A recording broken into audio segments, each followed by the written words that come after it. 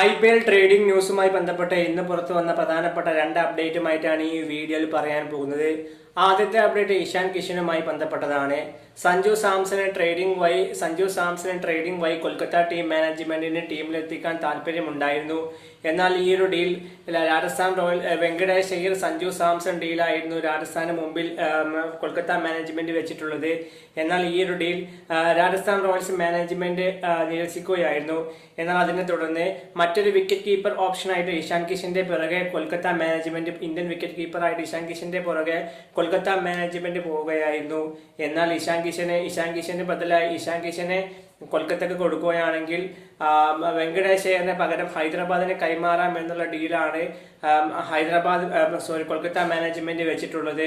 ഏതായാലും ഈ ഡീൽ നടക്കുമോ എന്നുള്ളത് കണ്ടു തന്നെ അറിയേണ്ടിയിരിക്കുന്നു. അത് മാത്രമല്ല SSC ജയ്സ്വാളിനെയും സ്വന്തമാക്കാൻ കൊൽക്കത്തക്ക് താല്പര്യമുണ്ട് എന്നുള്ള പല വാർത്തകളും ഇങ്ങനെ റിപ്പോർട്ടായി വരുന്നുണ്ട്. മറ്റൊരു അപ്ഡേറ്റ് ഗ്ലെൻ മാക്സ്വെല്ലുമായി ബന്ധപ്പെട്ടതാണ്. മാക്സ്വെല്ലിനെ ആവട്ടെ പഞ്ചാബിൽ നിന്നും ചെന്നൈക്ക് ട്രേഡിംഗ് വഴി സ്വന്തമാക്കാൻ താല്പര്യമുണ്ട് എന്നുള്ള റിപ്പോർട്ട് കാണപ്പെടുന്നുണ്ട്. നേരത്തെ IPL ഡൽഹിക്ക് വേണ്ടി കളിച്ചുകൊണ്ടിരിക്കുന്ന ഡൊണോവൻ ഫെരേരയെ ട്രേഡിംഗ് വഴി സ്വന്തമാക്കാൻ താല്പര്യം പ്രകടിപ്പിച്ചിരുന്നു ചെന്നൈ. എന്നാൽ ഈ ഒരു ഓഫർ ഡൽഹി മാനേജ്മെന്റ് നിരസിക്കുകയായിരുന്നു.